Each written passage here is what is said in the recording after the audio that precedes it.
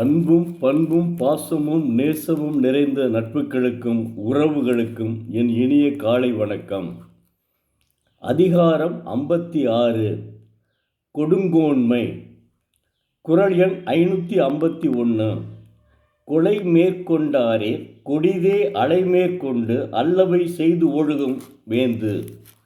குடிகளை வருத்தும் தொழிலை மேற்கொண்டு முறையல்லாத செயல்களை செய்து நடக்கும் அரசன் கொலைத்தொழிலை கொண்டவரை விட கொடியவன் என்று தெய்வப்புலவர் உணர்த்துகிறார்.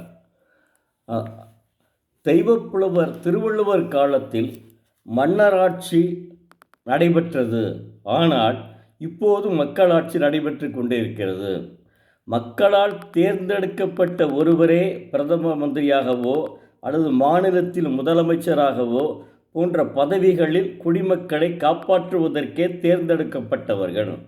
மாறாக கூடுதல் வரிகளை போட்டு குடிகளை வருத்தும் தொழிலை மேற்கொண்டால் அவர்கள் கொலை தொழிலை கொண்டவர்களை விட கொடியவர்கள் என்கிறார் தெய்வப்புலவர் திருவள்ளுவர்.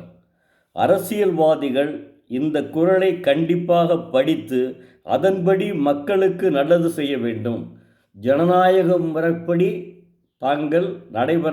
அரசியல்வாதிகள் நடைபெற வேண்டும் என்று தெய்வப்புலவர் உணர்த்துகிறார். நன்றி, வணக்கம். நாளை மீண்டும் பார்ப்போம்.